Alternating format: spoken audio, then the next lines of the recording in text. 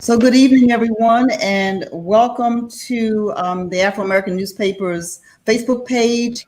And tonight we have a fascinating discussion that we're calling Beyond the Walls. And so if you are hearing my voice now and you're watching us by way of Facebook, we're going to start in just a couple of minutes. We have really a great panel tonight who's going to talk about something that all of us I know are interested in finding out more about. But I'm going to ask you, if you would right now, if you would like this page, if you would share this broadcast to your page. You can even send a message to somebody and say, you don't want to miss this. We're going to talk about how our citizens who have been formerly incarcerated, or those who are awaiting trial, pre-trial, how they can still vote yes in this election, in this 2020 election. So it is a very important conversation. We're actually going to have a conversation on tonight, not a monologue, but a conversation. And so like this page, share it with your own Facebook page, any page that you are an administrator for, that you have access to, you can feel free to share that. And so give us just a couple of more minutes before we start. We don't want you to miss any part of this. Just share the live.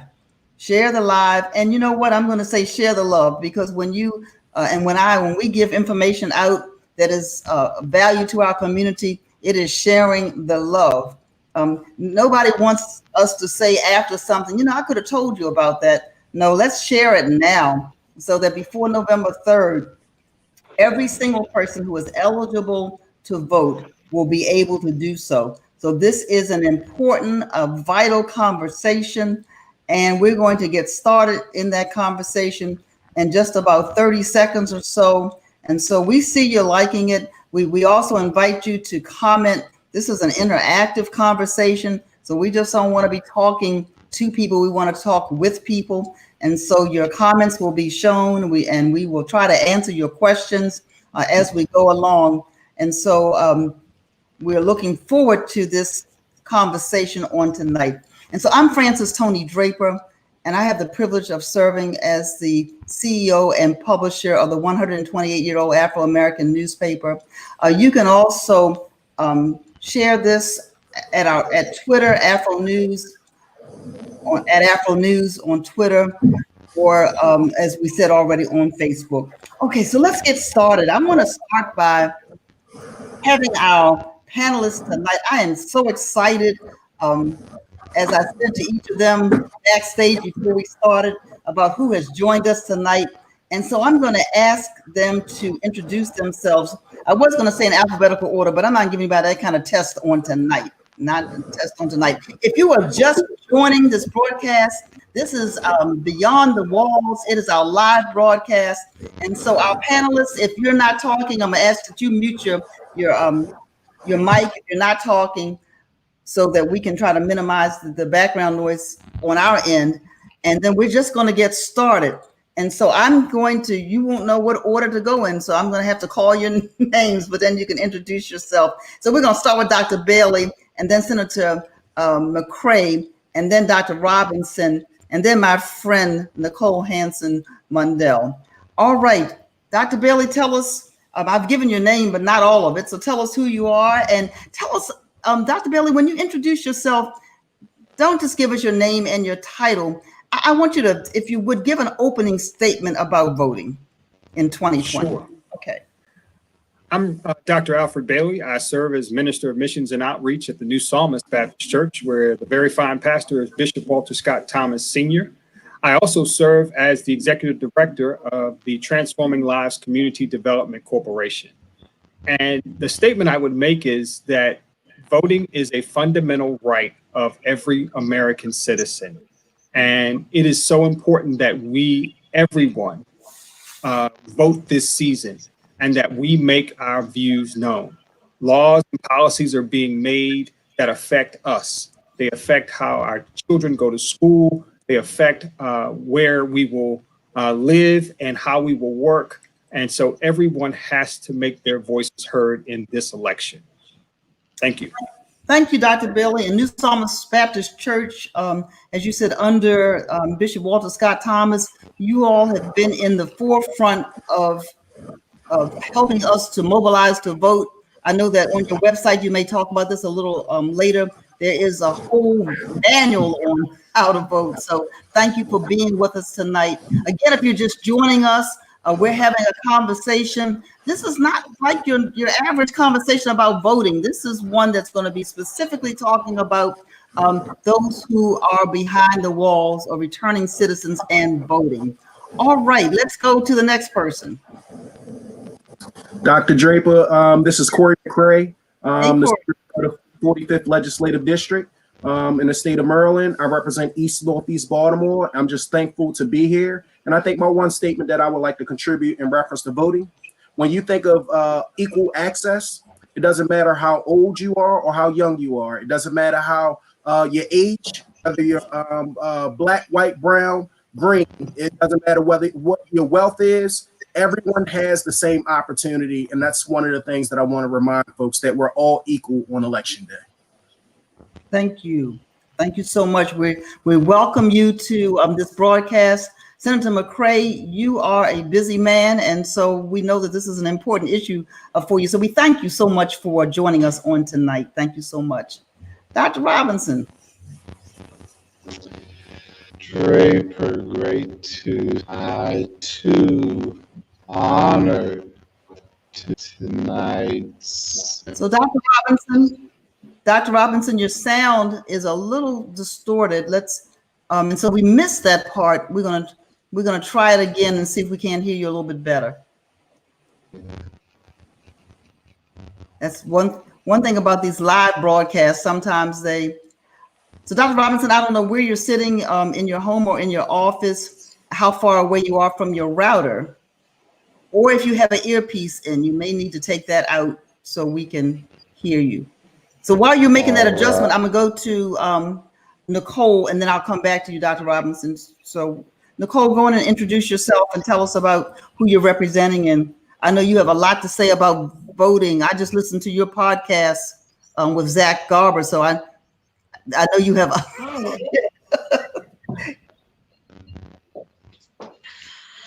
I try to do what my mom tells me to do, and that is when you are speaking, speak about things that you know, and voting rights is one of those things that I live and breathe. My name is Nicole Hanson Mundell. I am the executive director of Out for Justice. Out for Justice is a grassroots nonprofit org that is led by formerly and currently incarcerated women and men who take a very keen interest in the legislative process, and we teach ourselves and others how to use that legislative process to contribute to our successful reentry. My general statement about voting rights. Voting rights belongs to all of us, and that's it. Voting rights belongs to us all. We all have a stake in democracy, and that includes individuals who are formerly and currently incarcerated. And that is such an important statement. Voting rights belong to all of us. So, so thank you. So your mother gave you some good advice, right? And so thank you so much for being with us on tonight. Again, if you are just joining us and you have found us here on the Afro's Facebook page, along with our other 600 and some thousand Facebook followers, well, come on, you already like the page because you're here, but won't you share it so that others might be a part of this very, very important conversation tonight? Again, I'm Frances Toni Draper, publisher of the Afro American. I want to go back to Dr. Robinson and see if we have a little better audio now. Dr. Robinson, you want to introduce yourself? Yeah. It's still coming across. Yeah. And it was really clear a few moments ago. It's going to work out. There are a couple of preachers on the line, and we know who's responsible for messing up the sound, right? The Prince of the Power of the Air, but we're giving him no credit on tonight. We're gonna have this conversation, right? We're gonna have this conversation. So Dr. Robinson, we're gonna keep on working with it. We'll be back to you. We'll keep coming back to see if we can get a better reproduction of the sound. Okay. All right. And so we'll check back with you in just a few more moments.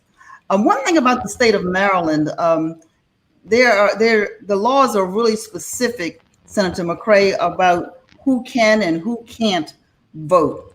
And so would you tell us a little bit about the legislation that was passed in 2016?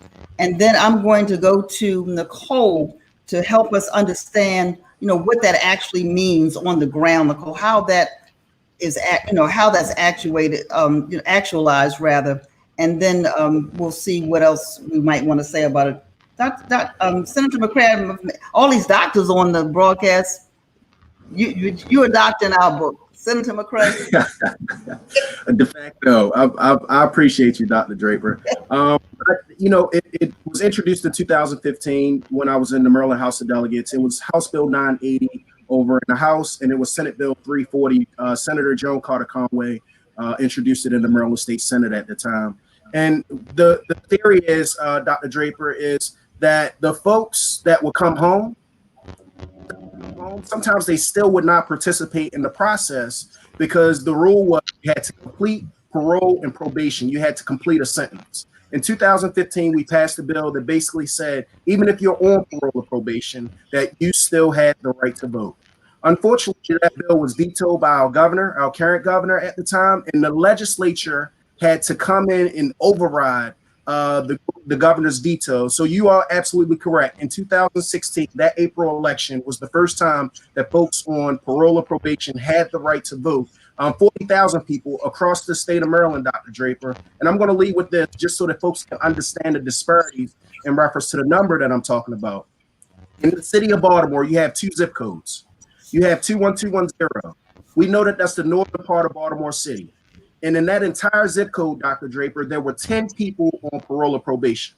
But if you took a zip code that I represent, 21213, 937. Wow. So when we talk about 10 versus 937, there's a clear, and the people that even if they wanted to vote, did not have that right to vote, but the people that did vote were still indirectly impacted because of such a large concentration of people right next door to them that did not have the opportunity to participate in the process. Thank you for the question. Wow, that's a real big disparity, isn't it? Yes, ma'am. And Baltimore is a city of neighborhoods, and city of neighborhood is a city of zip codes. And so thank you for your work on that and for the override of the veto. And so, Nicole, what's that look like? How does that translate when we say this legislation was passed? And Dr. Bailey, feel free to jump in to the conversation.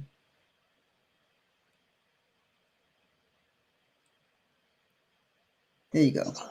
I apologize. No worries. The life of an advocate. I'm here at the Oliver Community Center, and when my door is open, people just continue to walk in. But what it looks like, what voting rights, what that law looks like here, is it.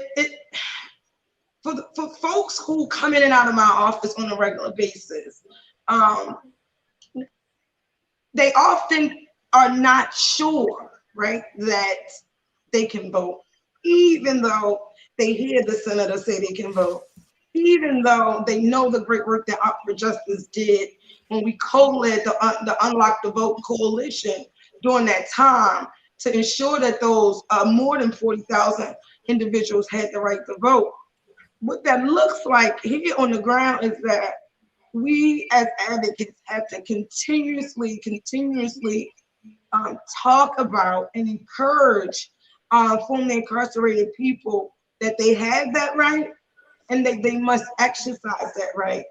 And what we seek to do really is to show our constituency how that translates into their everyday lives. Right?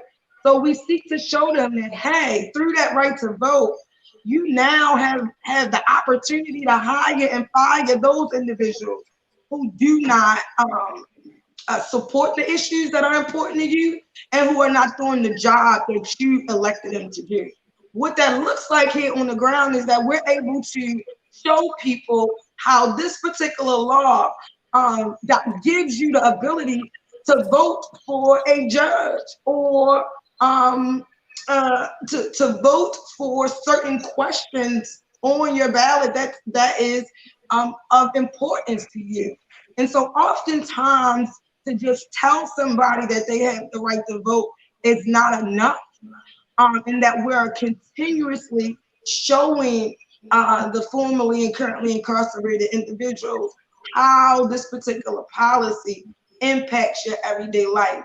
And it is extremely, extremely difficult, right? Because oftentimes the issues of our society in a place like Baltimore, Maryland, falls on the nonprofit sector to handle, to get the message out. And many of our Black-led organizations are grossly underfunded. And so we are, we are really pushing, right, for our stakeholders. We're pushing for those individuals who have a voice to help us in getting the word out, that incarcerated citizens and those even sitting in our prisons and jails have the right to vote.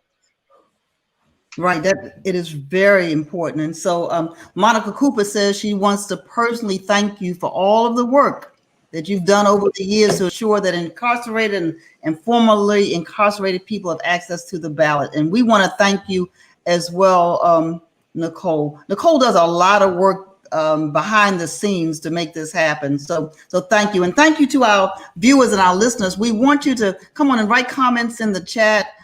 If you have a question, put that there. We'll try to get to your question. Pastor Robinson, I see you have a fan that's watching. You got people saying hi. Hopefully we can hear you now.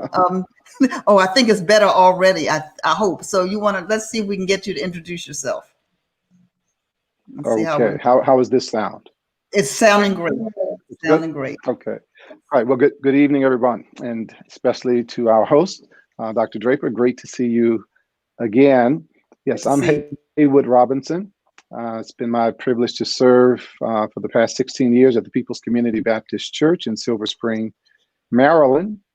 And I suspect that I would say about voting, build upon what's already been said. It's not only our right, our equal right, but it's also our responsibility. And it's a blood-bought responsibility that we can ill afford to forfeit.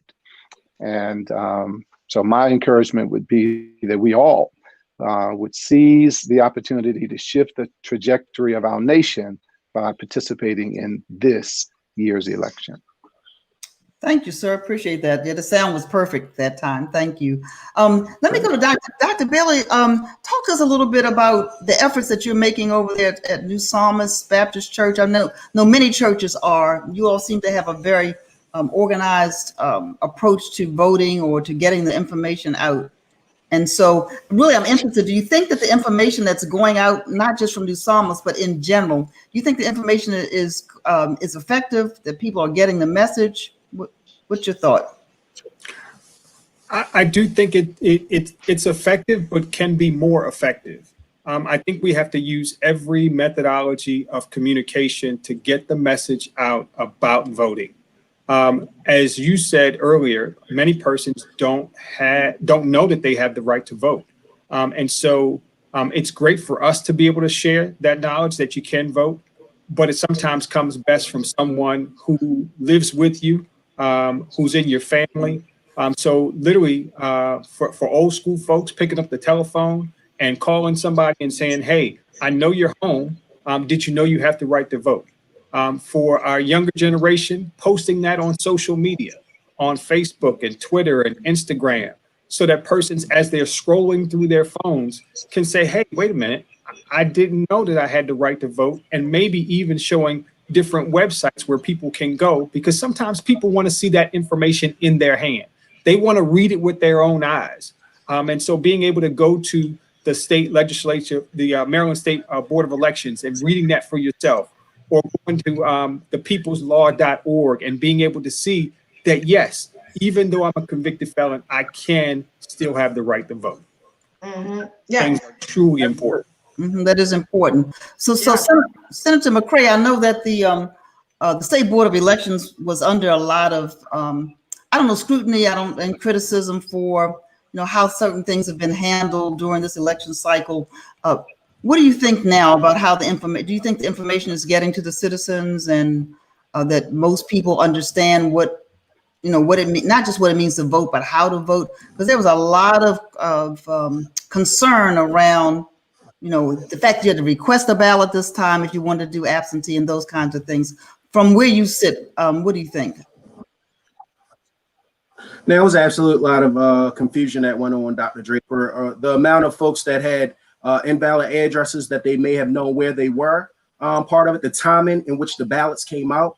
So I want to say contributed and documented and wrote about a number of the challenges that I had with the primary election. But you are right. This general election has also faced its challenges per se. One of them is that we have an extra step. Instead of receiving your ballot directly, you have to fill out a form, absentee ballot form, to get your ballot, and that's uncalled for. We saw that in the primary, the turnout was higher than normal from that standpoint. And one of the things that I recognize as we talk about this subject of behind the walls, we had the hearing with the State Board of Elections, was able to question the State Board of Elections. But after that hearing, just, getting the Department of Public Safety and the State Board of Election Director, Linda Lamone, and Secretary Green, and getting a better understanding of what were they doing for our pretrial centers in Baltimore City, and how were they making sure that they had the same opportunity that yourself and myself had at that moment. And I was, so you asked the question, what direction do you feel is that they're going in? I think it's better than the primary, I should say, because I know that each and every person, there's 700 plus that are in our pretrial center at one facility and a little under 100 at another Baltimore facility. They were all mailed, just like you were mailed, that ballot request form. And that's very, very important just for democracy, that we all are treated equal and all the same, especially during this function. And I think the State Board of Elections bear that responsibility, but I do think that it's moving in a better direction than it was in the primary. Thank you. Well, that's good to hear that it's moving in a better direction. Again, if you're just tuning in, this is the Afro-American Newspapers Forum, and we have some dynamic guests on tonight. And it does take a lot of work, Amy Cruz. And I hope I'm messing up your name, I am sure. So Amy, I think I have that right, but it does take a lot of work to push through that. And Nicole, I'm glad you're saying this, Amy, about Nicole and the Out for Justice team, because I wanted to ask you, Nicole, understand that you all go to all the facilities, you make sure that people know what their rights are. Can you tell us a little bit about that? That just sounds like a major undertaking. And you didn't just start this, you've been doing this for a while.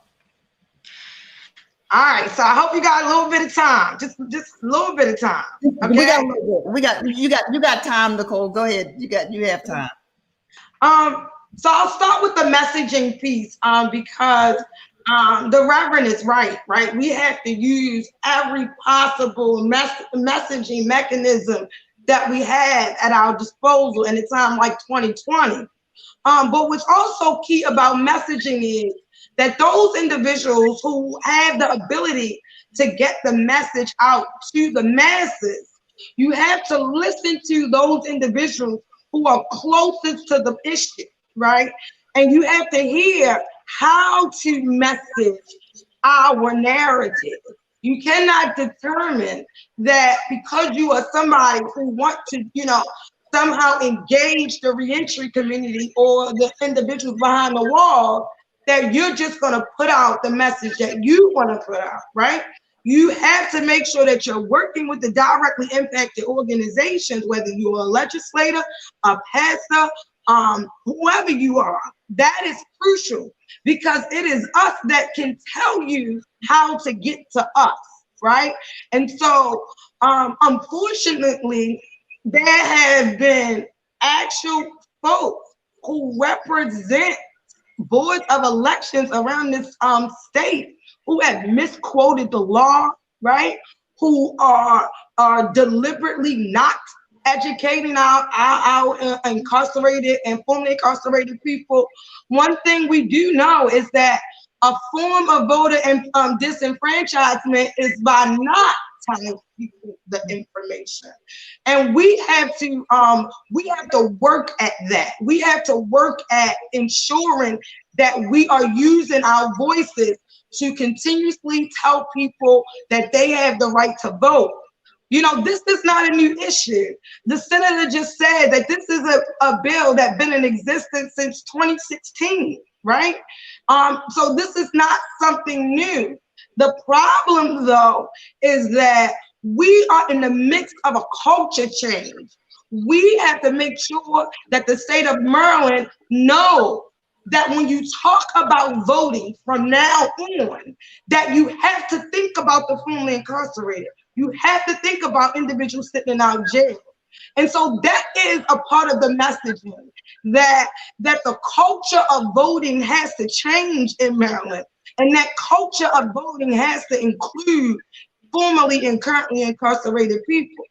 Now, as it relates to the State Board of Elections, during the primary election, it was very clear that the State Board of Elections had not treated Baltimore right, Prince George's County right, and many other counties adequately, right? You know, we got it was kind of screwed up. And so what do you think, how do you think that felt for individuals sitting behind the walls? Because if an agency was not ensuring that its free voters had the complete access, they felt like it was doomed for them.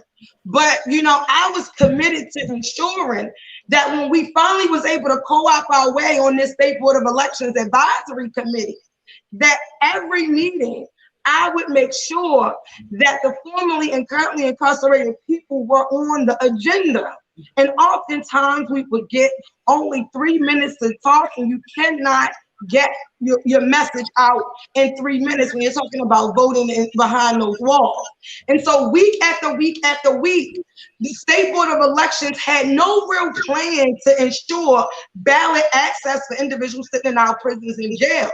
And the state of Maryland knows every year, every election cycle, they're going to have a number of individuals sitting in our prisons and jails. Brian Farsh cited that over 7,000 people are sitting in pre-trial on any given day. And so finally, the State Board of Elections agreed to do something. And they pretty much said, what do you all want us to do? And we said, we want you to do your job. We want you to make sure that individuals behind those walls have access to a voter registration form, an absentee ballot application, a pre-page postage, and then we even requested for infographics. But what we also asked is that could the advocates do it? And so the advocates had to facilitate these packets. We had to create the very packet that went inside of the Baltimore City Detention Center and that went inside of every detention center across the state. Because while some folks can only focus on one county or one city, we didn't have that luxury because we are a statewide organization who is committed to formerly and currently incarcerated people across the state. And so when we were getting letters from Wacomico County and St. Mary's County, and those individuals we were committed to, they were our constituency. And so we had to press the State Board of Elections to make sure that you sent those packets to every detention center across the state. The State Board of Elections kept us in the loop about when the packets were going to be distributed. They had to inform us about procurement for those packets. At that time, we found out that our prisoners, MCE, produces all printing material outside of the ballots for the State Board of Elections. Think about that. Right. You're right. Individuals sitting in our prisons and jails have been producing printing material for the State Board of Elections, yet we couldn't find a way to get information in those jails prior to this election. But we moved the needle. They sent these packets around. But in addition to that, before the packets were sent, they were weary about how they were going to get the data, the list of individuals sitting in our jails. And they said, well, you know, who are we supposed to send these packets to? And so Out for Justice had to, once again, the nonprofit sector had to take on the burden. And we reached out to local county wardens and sheriffs across this state. And out of the 28 counties across this state, 7 responded to us. And we were able to produce the list of eligible voters sitting in our prisons and jails who were, 1, pre-trial eligible, and 2, individuals who were convicted on misdemeanor offenses, because you have to be very clear that there are individuals who are pre-trial have access to the ballot, but also our individuals who are sitting in jail convicted on a misdemeanor offense also have access to the ballot. Well, you know what, Nicole, look, I wanted to stop you right there because I want to come back to that, but I want to stop and just applaud you and Out for Justice for the work that you do and the passion around that work. I mean, I just want to stop. I'm going to stop and say that because so often, I mean, I really do. I'm really sincere about that because I know that you're doing it with a small staff, but you're doing it and you're doing it well. Hold that thought for a minute, Nicole. Don't lose it. I want to come back to you because you said something, and I want to go to the 2 clergy people who are on, the other 2 clergy people who are on here, because I am sure, and Nicole, you could answer this as well, but I want to ask Dr. Robinson, and I want to ask Dr. Reverend Bailey, Dr. Bailey, this. I am sure that not just the people who are our citizens who are either pre-trial or convicted of a misdemeanor, or convicted of a felony and they've already served their time. And not only do those citizens need the information, but I'm pretty sure families just don't know. And with churches being closed, which, you know, churches were open, you know, people were giving these messages and we're still giving messages. How do you communicate to the families of our citizens who need to know? I get a lot of questions from families as well. And so Dr. Robinson or Dr. Bailey, do you get those kind of questions? What's your message been? Well, our approach has been to make use of our prison ministry in large measure to communicate with families, and we've provided services for those families of persons who are incarcerated and persons who have recently been released for a number of years. So we reach out to them through our prison ministry, but there's also the capability of us making use of the technology. We've had webinars where we've sought to inform the community at large, and certainly that would include the families of persons who are impacted by other family members who are incarcerated. We've offered resources for youth as well. There certainly is a lot more that we can do. Information is provided on our website, on Facebook. I think that what we would have encouraged is that persons would share information with their sphere of influence. But I also will say that some of what we're discussing tonight and hearing tonight is not necessarily common knowledge even among us to share. So tonight's webinar really is invaluable from that vantage point because it puts us in contact with persons like Out for Justice, where we can access additional information that we can then disseminate to others. I'd be very interested in how Nicole would love for New Psalmist and Peoples and other congregations to partner, even in the time we have remaining, partner with them in making sure that this proper information gets out. So I think networking and really working your sphere of influence is probably the most effective way that we can do it. Okay, thanks. And before Nicole answers that, because I'm pretty sure that she has has an answer for that as well, because she's doing both. You know, she's helping the formerly incarcerated and those who are waiting, you know, for their trials, pre-trial, to know their rights. And she's also, I believe, has a hotline and other things. So Nicole, hold that. I want to go to that in a minute to answer Dr. Robinson's question, but I want to give Dr. Bailey, anything you want to say about New Psalmist? Are you communicating in other ways to the families in your churches, in your church rather, may have this question? We had to. We had so many questions coming into the church, to my office, to the church office about this election. We had to begin to mobilize our resources to do something about it. We have a social action ministry at the church, and we literally spent months literally putting together what we call a voter toolkit that we put on our website to get persons the answers that they were looking for. But we found that even wasn't enough, that some people don't want to read a 12-page manual. And so we decided to have a virtual voters forum. And we actually did it live on Facebook and YouTube and put it on our website.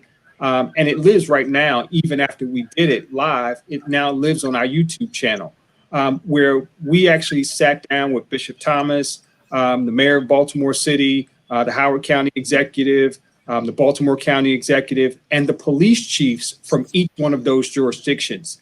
And we sat down and we talked about voting. We even had someone from the Maryland State Board of Elections to answer questions that people had about this election.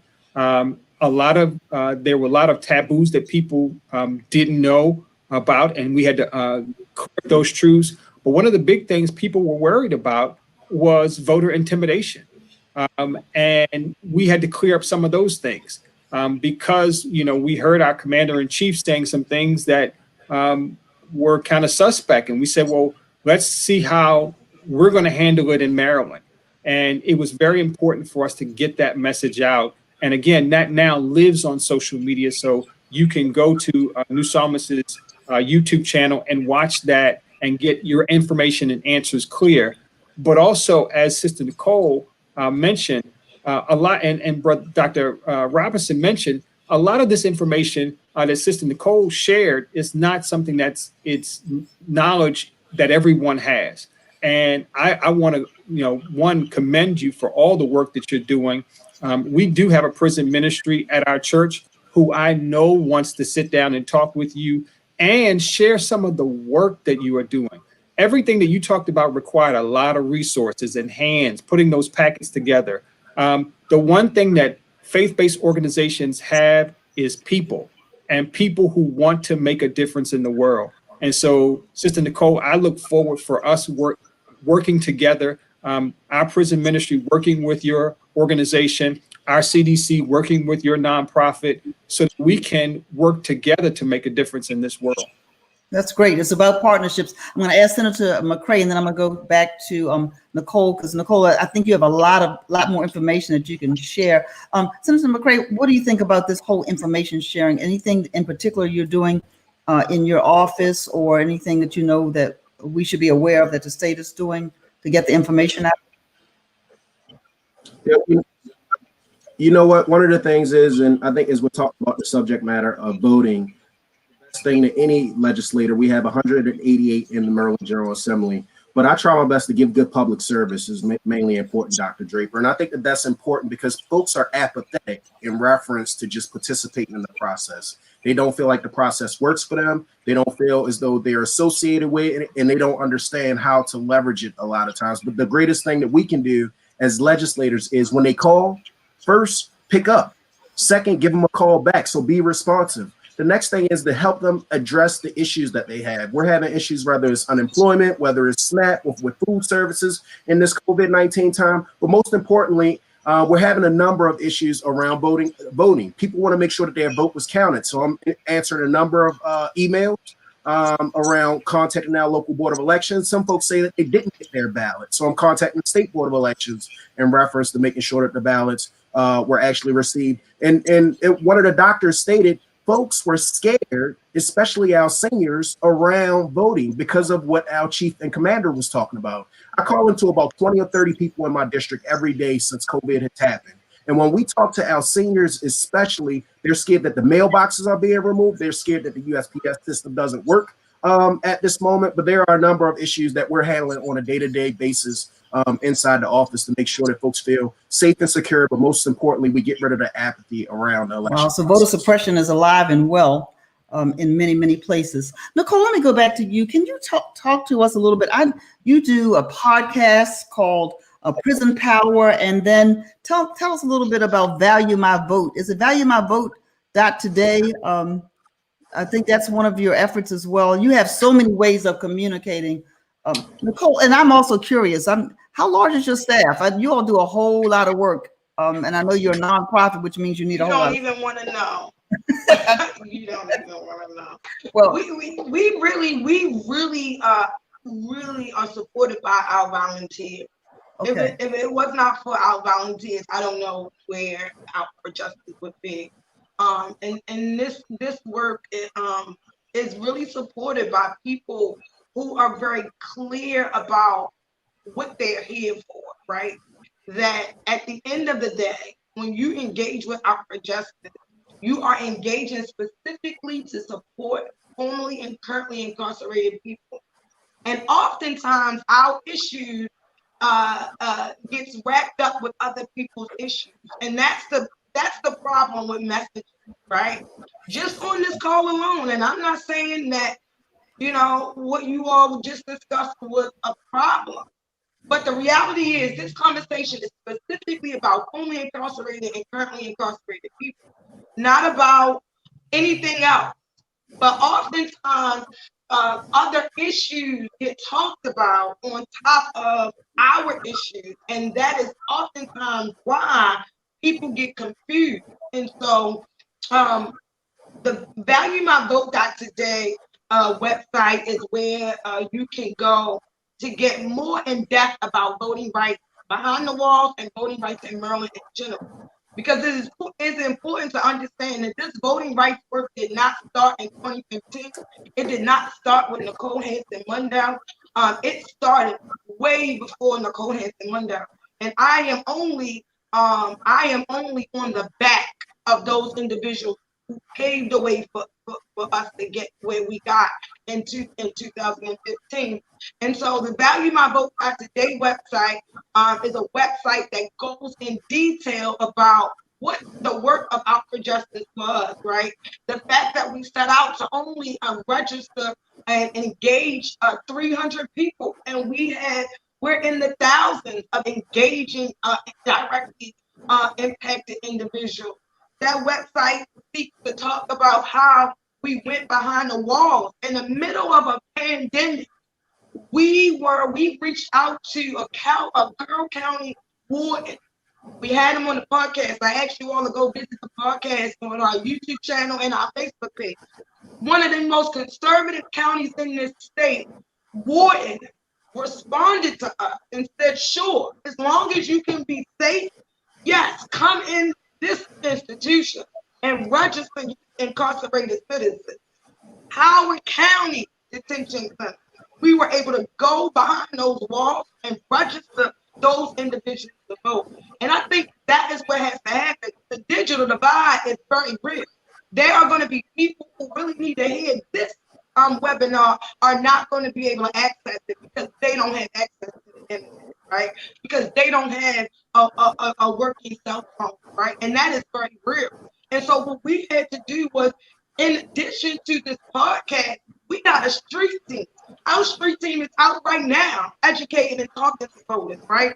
Because Out for Justice's motto is always to engage our people in the untraditional ways that the nonprofit engages. We work in the night, right? We pick up our phones at the 5 o'clock, and we go directly to the people.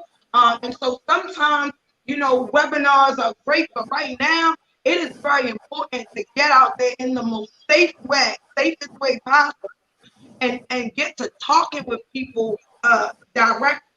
You talk about intimidation, right?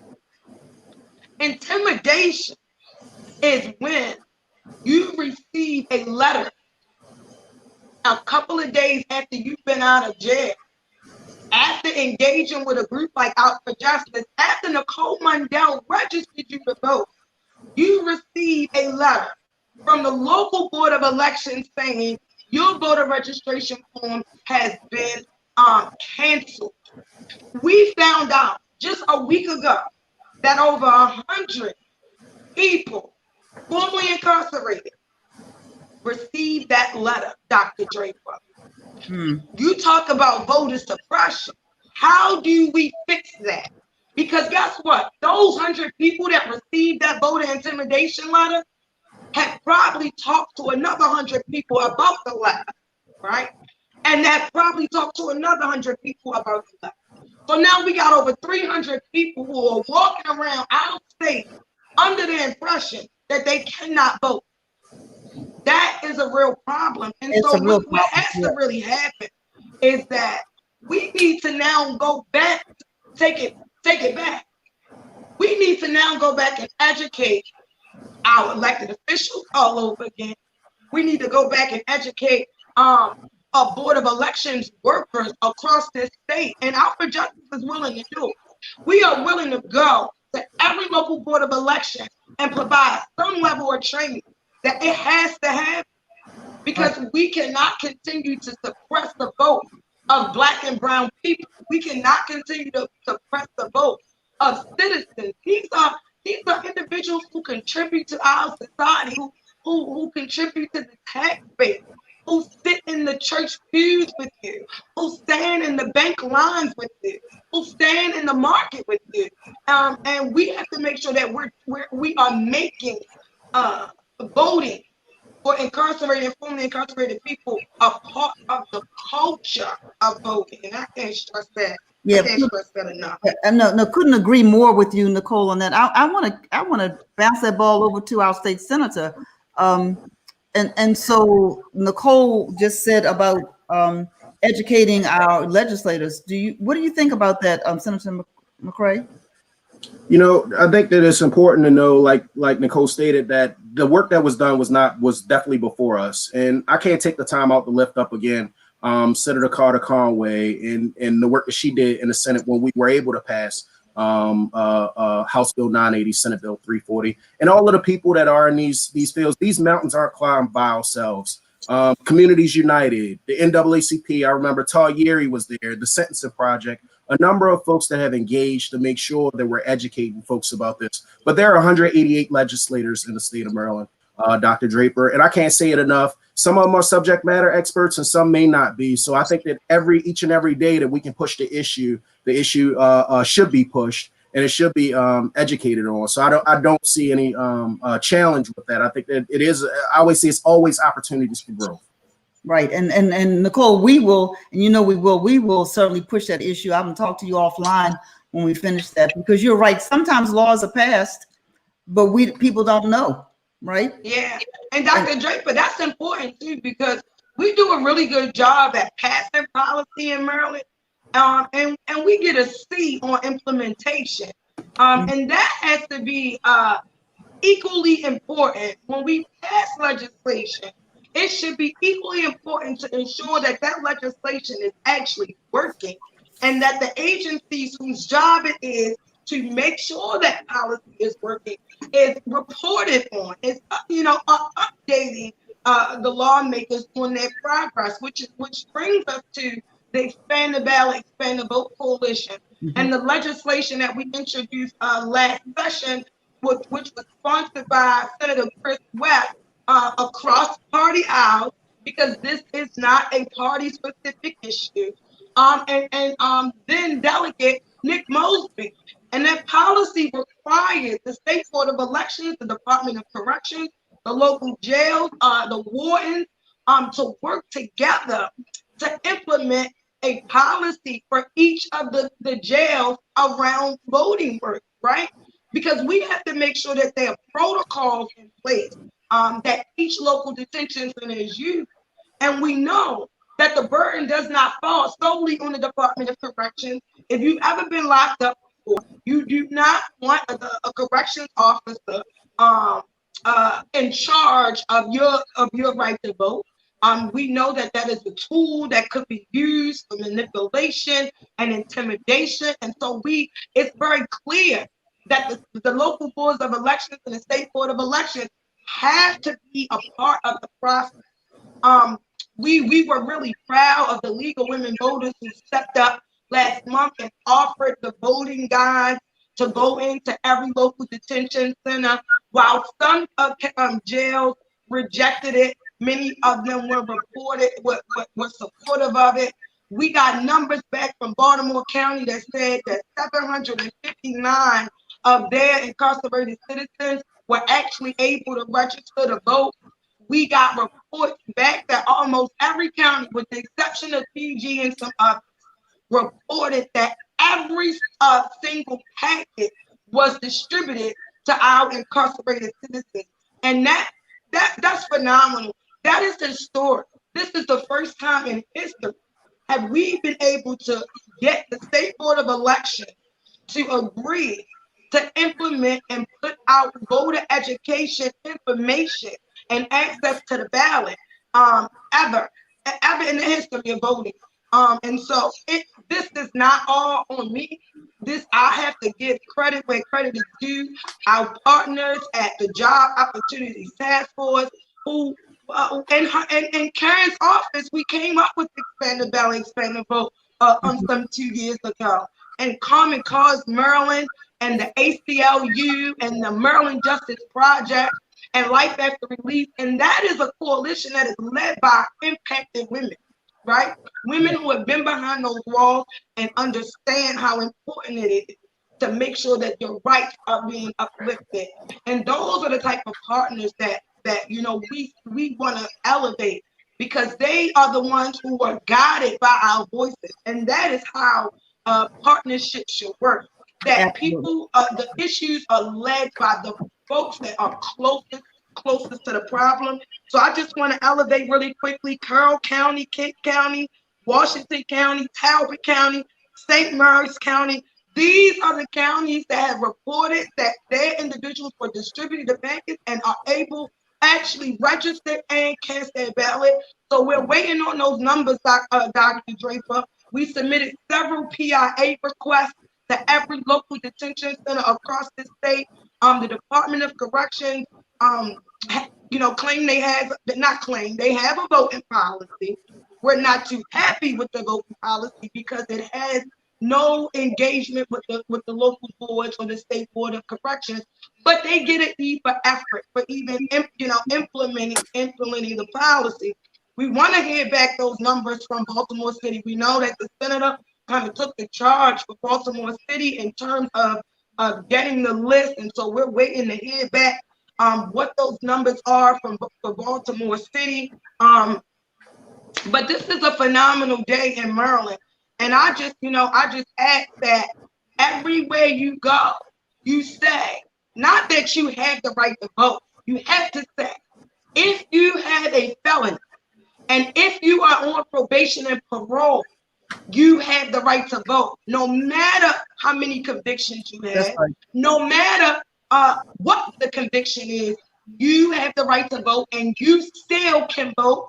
Between now and November 3rd, you can register and vote. Absolutely. And so that's great information to lift up, because there are a lot of people who don't think they have the right to vote because they're not yet registered to vote. And you can register all the way up until the day of the election. It'll be a provisional ballot that you cast, but you can walk in to an early voting center, or you can show up at your regular polling place on November the 3rd, and you can vote. I want to get Dr. Robinson, Dr. Bailey back into the conversation a little bit. And so here's what I would like. Dr. Robinson, I know you raised this a little earlier about the information that Nicole has. What do you think would best help your congregation in your context? What other information do you need? And how, I don't know whether you can answer this question, but how do you think the church can really work along with groups like Out for Justice? I'm gonna ask you, Dr. Bailey, that same thing. What do you need, and how can the church work together? We said a little bit about that earlier, about how you're getting some information out, but do you see a synergy, any place to partner around these issues with those groups that are already doing this? Well, one of the things that Nicole indicated is that it would not be possible for them to do what they do without volunteers. And I believe it was Dr. Bailey who said earlier that people is what we have in our faith-based ministries. And so now that we are aware of the great work that they're doing and the great need that they have, I believe it's a matter of us following up after this and connecting with her and identifying who some of the partners are and how we can best. Again, one of the things that she said is that the persons who are most affected and the persons who have experienced it are the ones who should be driving it. So I think that they are the ones who can probably best inform us about how we can help expand and extend their work. And I believe that, I know for us, I'm sure for New Psalmist as well, we have persons who are a part of this experience tonight who are probably, like a horse pawned in the valley, as my pastor would say, eager to dive into assisting in this kind of work. This is really where their heart is, but just didn't know about this opportunity.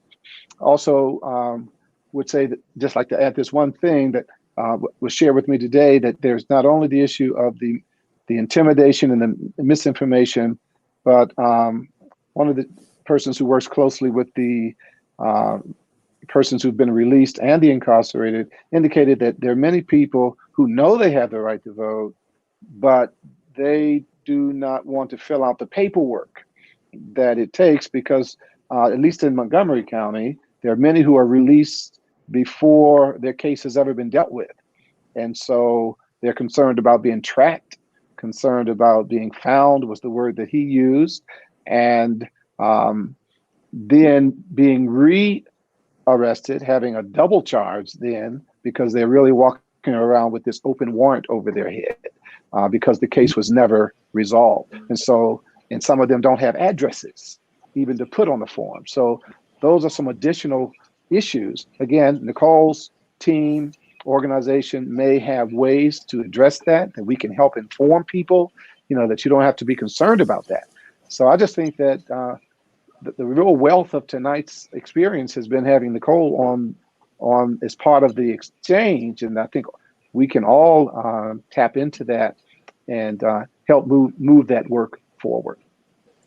Thank you very much. And that's another whole issue to talk about, people that don't have a permanent address, but they still have the right to vote. Dr. Bailey, you want to say anything on that? Sure. It is very, very important, especially in the COVID season that we are in, when many of our churches are still closed, that we reimagine the way we do ministry. Reimagining ministry in such a way where we become more effective in the community. I really believe that the doors of our churches are closed not only because of COVID, but we get an opportunity to go and do ministry in the community, which means that we actually have to leave the walls of the church now by force and actually make a difference in what's going on in the streets of our city and our state. Part of that reimagining of ministry is providing additional services for persons who are coming out of prison. Part of this discussion deals with, persons who are returning citizens and how they need resources. And so it's very important that we let persons know what services the churches and faith organizations have to be able to help persons who are returning citizens. In addition to making sure that they do cast their ballots, persons need access to housing and employment. Persons who are coming home from prison want to make sure that they are bringing food home. And so all of our faith organizations have these programs that we really want to make sure that persons who are coming out know that they exist, and then actually get access to them. We have at New Psalmist, we have a job readiness program that helps persons who are incarcerated to get access to employment opportunities. We get information about jobs all the time. And we have a team of persons who literally do HR work. That's all they do. They hire people. And so we'll help them, even persons, who are returning citizens, get their resume together, get them ready for an interview, get them ready for employment, but also even things like providing food on the table. We do a food distribution, and many churches do food distributions. Like we do it every other week. And so it's one thing to be coming out of prison and being able to say, hey, I'm bringing groceries home for the week. And being able to say, I'm providing for my family. And even if you're not working yet, being able to get access to the resources to be able to do so. Many churches offer assistance in education and financial literacy. All of these resources can help speed up the process of reintegrating someone into the community. And those things are what people need. And we want to make sure that in addition to partnering with Nicole's organization, that we're bringing our resources to the table so that we're working together as a unit to make sure that people are being empowered. Absolutely. And for this discussion, we want to make sure that people know that they can vote and will vote. We are out of time. We're out of time, but I'm going to do this. One thing about this being our broadcast, we're not like the networks, you know, nobody's going to turn us off, but we are out of time. I want to ask Senator McCray to give us a closing statement, and I'm going to ask Nicole to give us a short closing statement. I want to, though, give my closing remarks now. I want to thank everyone who has been watching by way of Facebook, on the Afro page or whatever page you're watching it on. I want to certainly thank Graybo for organizing this panel on tonight. I want to thank Dr. Haywood Robinson for your input. I want to thank you, Dr. Alfred Bailey, for your input on tonight. Senator McCray, hats off to you. It sounds like there's some more legislation that needs to be introduced around all of these issues. And so I'm sure Nicole has something in mind, as do others. Nicole, it's always good to see you.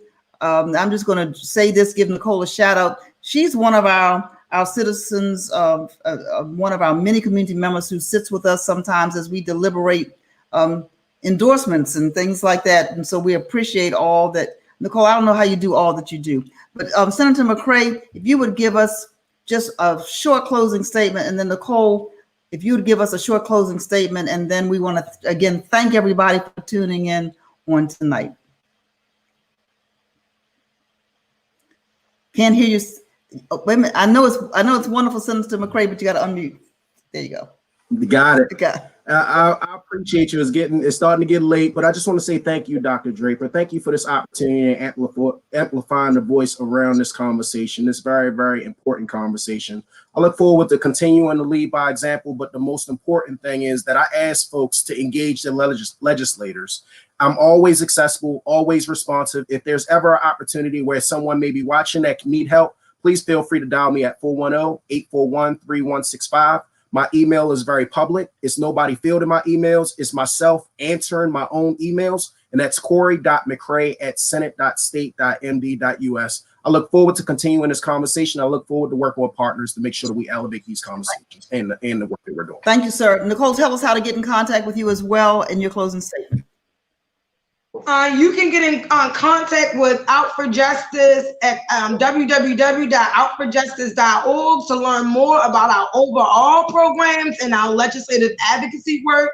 But if you're interested in our voting rights work, you can get in touch with us at www.valuemyvote.today.com. We want to make very clear that if you are just coming out and you don't have a Maryland state ID, that you can take things like a student ID, your jail ID, an employee ID card, a passport government issue, the change of address, a paycheck, a bank statement, but do not let the fact that you do not have a Maryland state ID impact your successful reentry.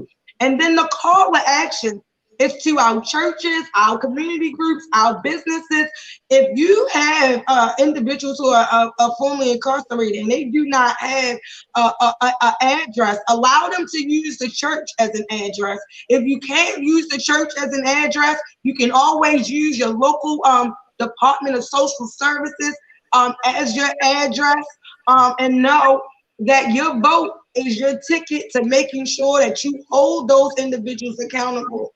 So let's hold individuals accountable, and let's cast our ballot, and let's make sure that we're educating ourselves about the ballot. Go do your research, y'all. Go look up people's history. Make sure that you know what they did in 2015, 2013, 2014, and make an educated decision when you go to the ballot. Thank you so much. Good night, everybody. Thank you so much for tuning in. God bless. Good night. Mhm.